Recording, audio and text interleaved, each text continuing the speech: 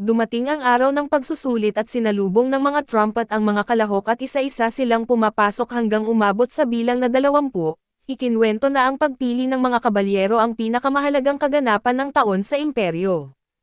Dahil ang pangalang Mais ay nagmula sa isang sinaunang salita na ang ibig sabihin ay mandirigma, kaya ang imperyong Mais ay isang bansang isinilang mula sa mga mandirigma at dahil dito, ang lakas militar ang tanging paraan para umangat sa sariling pagsisikap at ang seleksyon na ito ang magpapasya sa kapalaran ng mga sasali. Maraming mamamayan ang naaakit sa pagsusulit pero ang taong ito ay kakaiba sa kasaysayan dahil isa sa mga prinsipe ang magiging tagasuri, kaya naman napakaraming tao ang nagtipon sa lugar kahit masilayan lang siya sandali. Makikita ang isang malakas na lalaki na umatake para subukan ang kapalaran niya, pero tumalbog lang ang espada niya sa kalasag at inulit niya ang pag-atake ng mas malakas, pero nauwi lang ito sa pagkabali ng espada. Hindi makapaniwala ang mga manunood dahil hanggang ngayon ay wala pang kahit sinong nakasugat man lang sa prinsipe. Mula sa itaas ay nakita ng hari kung gaano kasabik ang mga tao pero mas mahalaga sa kanya ang resulta. Ang layunin ng event ay makahanap ng talento at sabik siyang makilala ang hindi pa napipili. Umabot sila sa bilang na 152 at ang lalaking ito ay gumamit ng fire magic at buong lakas siyang umatake. Nagbitaw siya ng napakalakas na atake na halos maubos ang lakas niya, pero kahit iyon ay hindi man lang nakaistorbo sa pag-inom ng tsaa ni Noah. Napansin ng bata na palapit na ang gabi at hanggang ngayon ay wala pang pumapasa sa inaasahan. Sa sandaling iyon ay dumating ang isang babaeng aplikante at siya ay blondie at sa simula ay kinakabahan siya. Pero nang bunutin niya ang espada naging seryoso ang mukha niya. Hindi ito inaasahan ni Noah at nang umatake ang babae ay tinatakpan ng kalasag ang atake, pero nagawa niyang itarak ang espada at itulak hanggang sa masira ang kalasag at nanlaki ang mga mata ni Noah, pero bahagyang lumilihis ang espada.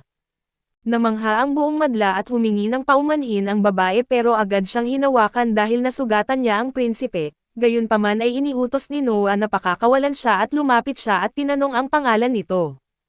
Ipinakilala ng blondie ang sarili bilang Shirley Grants at malinaw na pumasa siya sa pagsubok dahil ang tanging patakaran ay sirain ang kalasag kahit anong mangyari. Pagkatapos nito ay pumunta sila sa palasyo at tinanong siya tungkol sa napakaganda niyang baluti.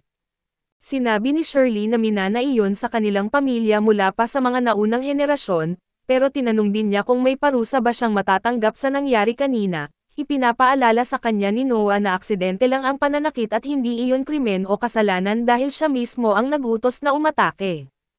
Pagkatapos ay pinapatayo niya si Shirley at inutusan na saksakin siya muli at ipinapaalala niya na bilang isang kabalyero, kailangan niyang sumunod sa utos at hinawakan ni Shirley ang espada at nagbigay ng utos si Noah. Nang umatake siya ay lumikha ang singsing ni Noah ng mas matibay na kalasag at doon naintindihan ng blondie ang lahat, malinaw na kung gusto talagang ipagtanggol ni Noah ang sarili niya at nagawa niya iyon at kung nasugatan man siya, iyon ay dahil pinahintulutan niya. Ipinapaalala ni Noah na ang tungkulin ng isang kabalyero ay ang sumunod sa utos, sinusubok niya ang katapatan sa kanyang mga kautusan dahil ang taong nagpipigil dahil sa takot sa kanyang katayuan ay wala siyang silbi. Sa halip ay seryoso siyang inatake ni Shirley mula pa kanina at muli pa na kahit matapos siyang nasugatan, dahil dito ay itinuring niya si Shirley bilang isang taong may talento at hinangaan ni Shirley ang kanyang determinasyon at napaluhod, nanunumpa ng walang hanggang katapatan kay Prinsipe Noah.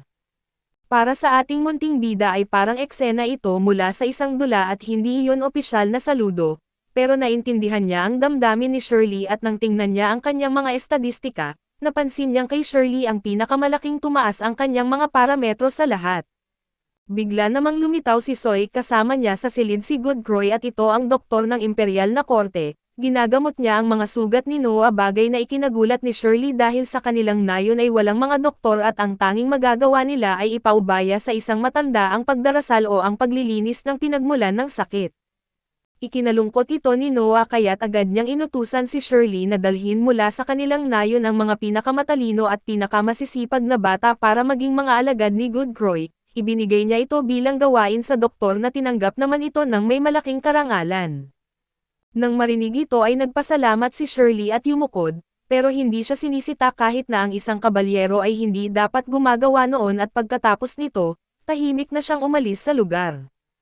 Kinabukasan nagpalit ng damit si Shirley at lumabas ng kanyang silid at pagbaba niya ng hagdan, Nakasalubong niya si Soy at tinanong siya nito kung nakatulog ba siya ng maayos at sumagot si Shirley na hindi masyado dahil hindi pa siya sanay sa silid, pero aminado siyang napakaluhong tirahan iyon para sa mga tagapaglingkod ng prinsipe. Magkasama silang naglakad habang nagkukwentuhan at maya-maya, nadatnan nila ang ibang mga katulong na nag-uusap tungkol sa isang paksa kaya't tinanong nila si Reyna kung ano ang pinag-uusapan. Sumagot si Reyna na iniisip lang nila kung anong klaseng babae ang mapang-asawa ng batang si Noah. Kinuwestiyon ito ni Shirley dahil 6 na taong gulang pa lang si Noah at tinawag naman siyang inosente ng iba at sinabing ang ibang mga prinsipe ay ikinasal na bago pa man umabot sa hustong edad na 15, itinuring ito ni Soy bilang kawalan ng respeto pero isang katulong na tahimik na umiinom ng tsaa ang nagsabing ipinapakita lang nito kung gaano kasikat si Noah. Hindi raw biro na dumarami ang mga kafe sa tapat ng mansyon kung saan naghihintay ang magaganda at mababait na babae na mapansin sila ni Lord Noah o kaya ay mas higit pa roon, dahil dito ay tinanong ni Reyna si Soy kung gusto rin ba niya si Noah. Namula si Soy at sinabing sapat na sa kanya ang makapaglingkod sa Panginoon, saka nagpaalam na may iba pa siyang kailangang gawin at pagkatapos nito ay makikitang kasama ni Shirley si Noah sa opisina.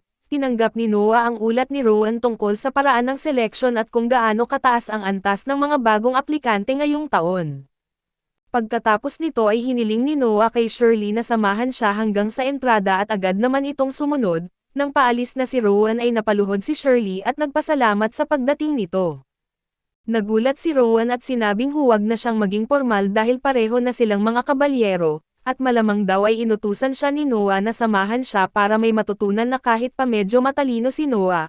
Bago umalis ay binigyan niya si Shirley ng payo na huwag niyang ipagkakanulo si Noah, at tinanggap ito ni Shirley na nangangakong magiging tapat siya.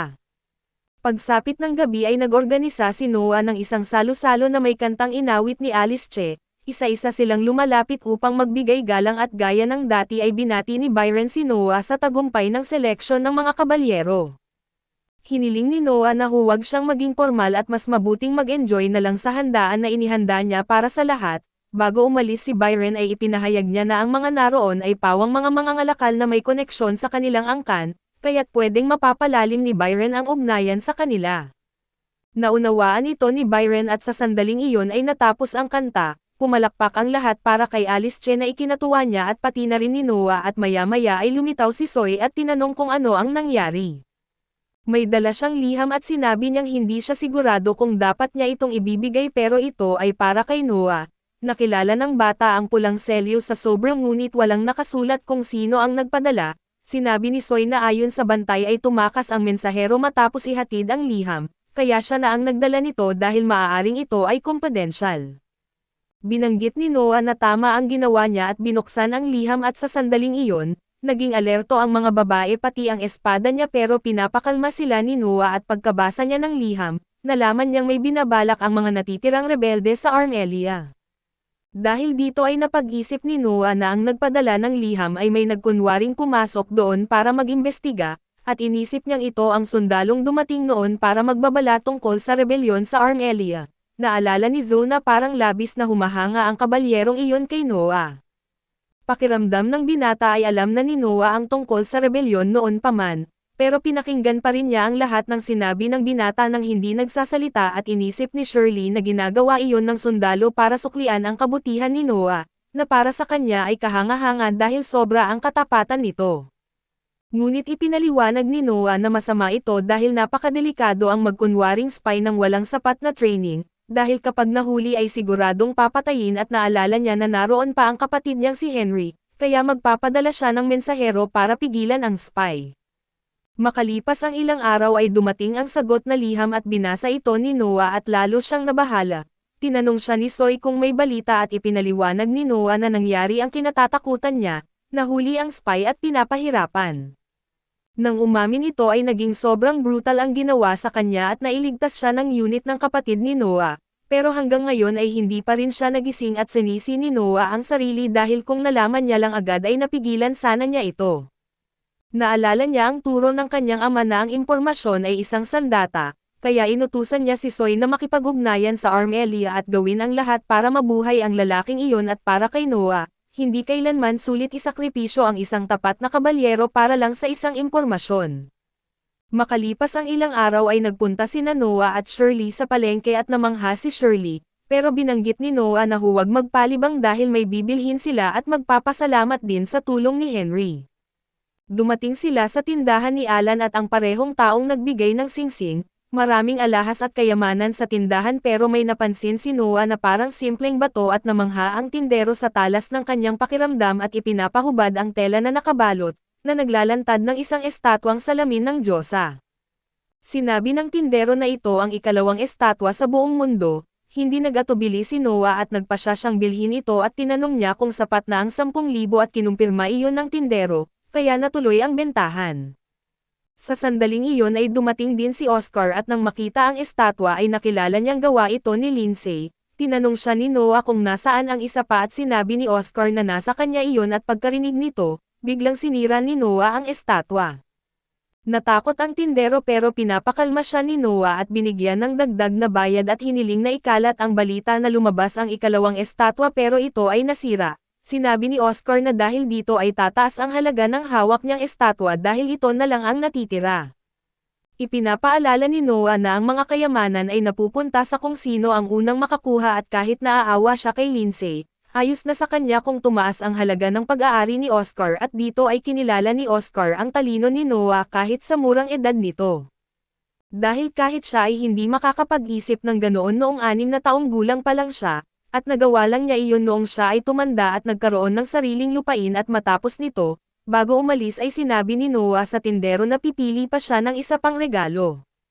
Binanggit ng tindero na siguradong may iba pa siyang magugustuhan at lumipas ang buong araw at gabi na, sa pag-uwi ay napansin ni Noah na tila nag-iisip si Shirley at tinanong kung ano ang problema. Sumagot siya na patuloy pa rin siyang namamangha dahil simula nang maglingkod siya kay Noah ay palagi siyang may bagong natututuhan.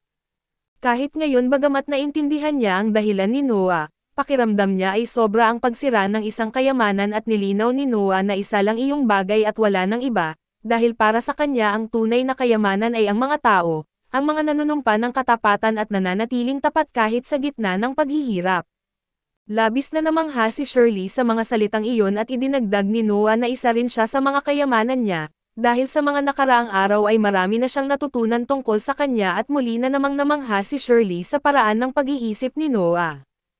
Nawala ang lahat ng pagdududa niya at buong paniniwala niyang binanggit na para siyang isang haring galing sa isang dula, habang tumatakbo sa tabi niya ay nangako siyang susunod sa kanya habang buhay.